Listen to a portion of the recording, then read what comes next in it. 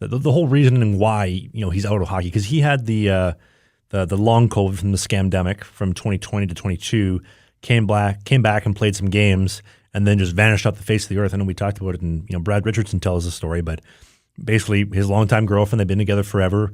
She was giving him the old Gene Simmons, you marry me or I'm gone. He said, listen, I'm not marrying you, which is a smart business decision. As a pro hockey player in the NHL, you've won. This is all speculation, by the way, just things that we've heard. We have no substantial, credible evidence for any of this.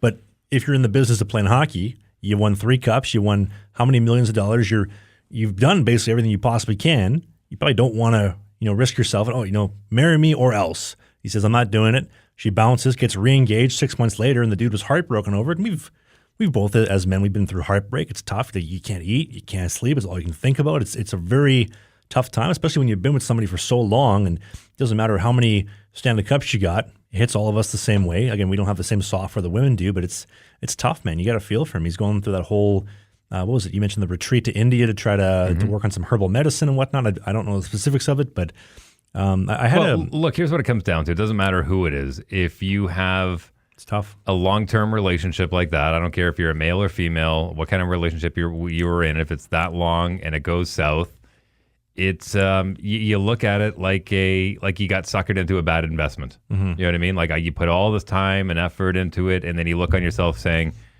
did I believe in a lie? And you wonder if you can ever trust again. Like you go really deep into your own psyche about that kind of stuff. So regardless of who it is, that's never anything easy that I would wish upon anyone. I agree. But men and women are different, though. And can I explain the reasoning why women have such an easier time moving on compared to men?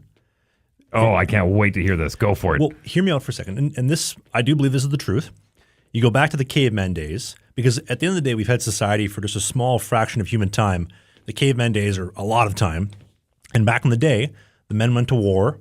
If the man died, the woman had to adapt because the man protected the woman. So she had to adapt to the warring tribe that won or move on in some way, shape, or form. So her software updated and adapted to, okay, I have to move on. And they're very equipped to do so. It's why, like with the Johnny Taves situation, marry me or I'm gone. No, leaves. Boom, she's engaged 6 months later and the dude's heartbroken in the dust. It's why women leave, 80% of relationships? Have you not seen A League of Their Own with Gina Davis and Madonna and Rosie O'Donnell? That is a wonderful film. You are absolutely right. Women are amazing creatures and they adapt extremely quickly. But we don't have that same software. And we are just dumb knuckle draggers who can't figure it out. I think that's what you're saying. If I can paraphrase, am I right? Well, to some degree, yes. Right? Well, think about it. We are simple creatures. The woman had to adapt. The man was dead. So there's no need to update the software because the software is no longer needed in the man, which is why we're so different. Why we process things differently. And thank goodness we are. I had a divorce lawyer reach out. So our clip about Johnny Taves and the whole Sidney Crosby not wanting to get married thing popped off the other day. And so I had this divorce lawyer based out of like the GTA-ish area reach out. He says, listen, I do a lot of high net worth clients, specifically pro athletes. Here's some interesting stats for you. Of professional athletes to get married, within 365 days of them retiring, a divorce is filed. By the woman, by the way. Because again, the man says, I love you. The woman says, I business you. She marries the lifestyle. And sorry, go ahead. I think I know where you're going. And I have some theories on why that is. I think it's a combination of things. Number one, I think it's the fact that more often than not, when man and woman meet in this scenario, when you're dealing with pro athletes, it's a very segregated lifestyle where the guy's on the road for 2 weeks at a time, 3 weeks. Like it's you get used to being apart for a while, and then all of a sudden it's like, hey, I'm retired. I got to spend all this time with you. And it's like, can you go on the road for a bit? Why do you think they started organizing the Old Timers tour? Because these guys needed to go back on the road. Well, is it not kind of like you're dating a chick, and then you move in together, and now there's no breaks? You see the full masked version or unmasked version, if that makes sense. Is that not fair to say?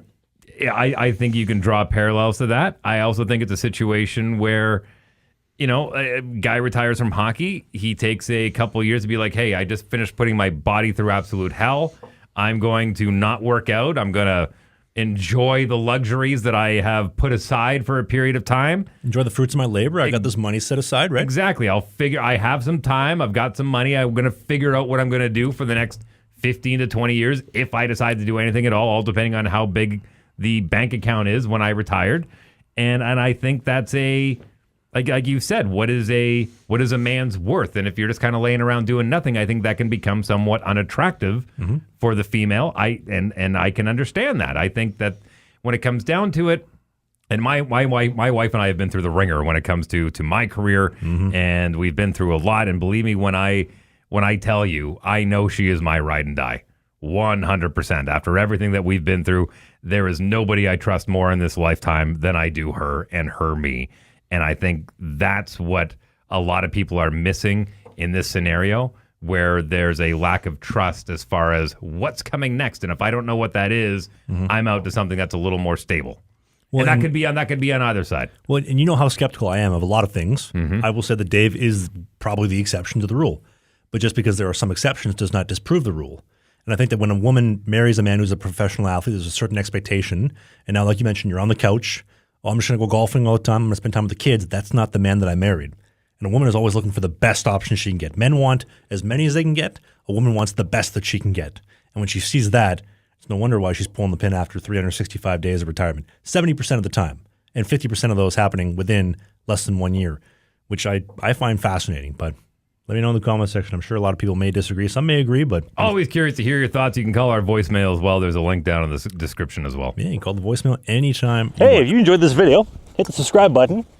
We do a new podcast every single Sunday during the season called Sling the Biscuit. It is a non-mainstream hockey podcast, so we talk about my hockey career, the minor pros, Spain, the Fed, you name it, all the stuff that you won't hear in the mainstream news. Music, Pop culture. politics, a little bit. Thanks for watching this video, and we'll see you soon.